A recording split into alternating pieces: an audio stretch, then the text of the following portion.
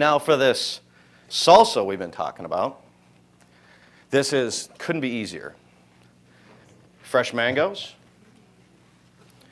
And a little thing about mangoes, if you find them in the grocery store and they're beautifully ripe, buy a bunch of them, take your time, chop them up, and throw them in the fridge, or into the freezer. Because it's very rare that you're actually gonna see a really, really good, truly ripe, nice mango. People claim that you can ripen them up by putting them in a bag and setting them on your counter. Sure, to some degree you can, but they're never as good as just a fresh, beautiful, ripe mango that was picked right at the right time, that's nice and sweet and beautiful. So with that, don't be afraid of frozen mangoes. Don't be necessarily afraid of canned mangoes even, especially for something like this, for like a salsa. It's fine, go for it. If you were gonna put it, yes ma'am. So mangoes, finding that they're ripe, is that being quite soft? Good question.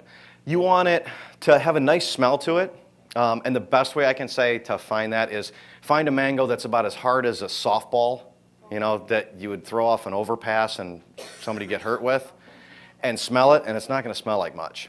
Find a mango that's too squishy that you're not going to buy because it's overripe.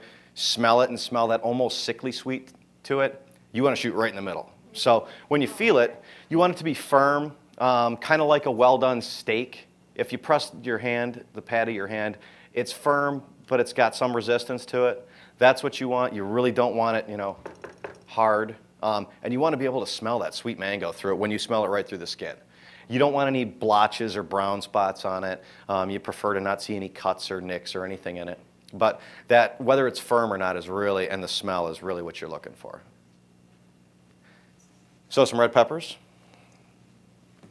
a pinch of cumin, a little bit of garlic, and some corn. Super easy. We also want to put some lime in there. You can soften your limes up a little bit.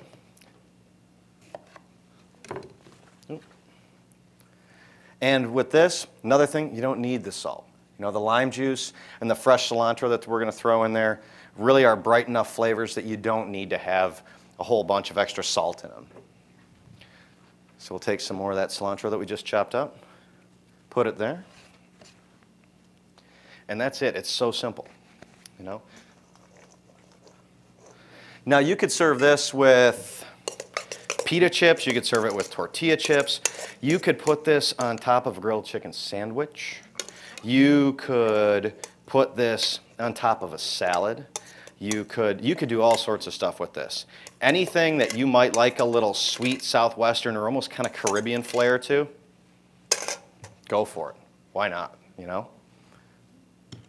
Very easy. And that's something too that you can make a couple, 2-3 days ahead of time, put in your fridge, and then take it to the tailgate with you. The thing you want to be mindful of with that is fresh fruit like that you don't really want to have chopped up more than like 3 days, and you kind of want to judge it by how ripe your mango is. So if you have a mango that's super ripe and beautiful, you might not want to do it any more than the day before. If you have a mango that's got maybe an extra couple days on it, go ahead and do it a couple days ahead of time.